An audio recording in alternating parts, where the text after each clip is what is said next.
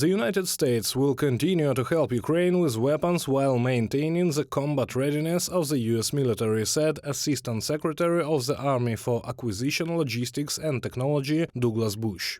The US Army is committed and will continue to succeed in maintaining stocks sufficient to train and keep the US Army ready while supplying our ally, Ukraine, with what it needs. Douglas Bush, US Assistant Secretary of the Army for Acquisition, Logistics and Technology, from an article of Voice of America.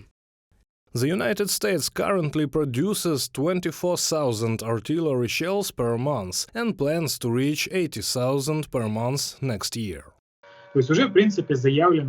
It has already been stated in principle that by 2025 they will significantly increase the production of ammunition and thus will be able to replenish any of their stocks that are now in Ukraine. That is, the problem here is not so much that everything is running out.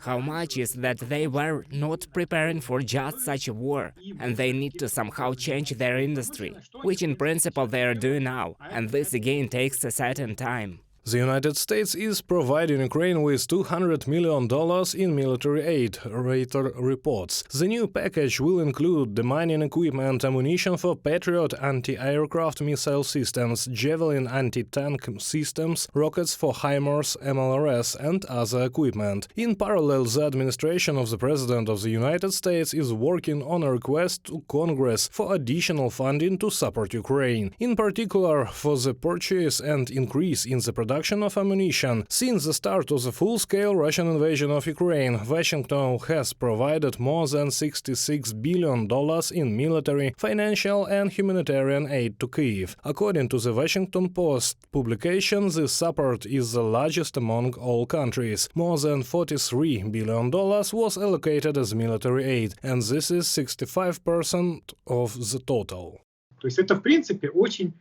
That is, in principle, this is a very old approach of American foreign policy, not to participate in the war directly, but to participate by providing appropriate assistance. We must understand that this is not something fundamentally new or unique for the United States. This is an implementation of the general US foreign policy line for a specific case. The United States officially approved the transfer of the first batch of Abrams tanks to Ukraine. This was stated by the head of the Supply and Procurement Service of the US Army, Douglas Bush. According to him, the first tanks should arrive in Ukraine in early autumn. Douglas stressed that they would be delivered with everything needed: ammunition, spare parts, fuel equipment and repair facilities. How many tanks will be in the first batch is not specified. In total, the United States intends to supply Ukraine with 31 Abrams, that is, one tank battalion. Reported by Serhiy Kulyas, Yulia Bil, UATV News.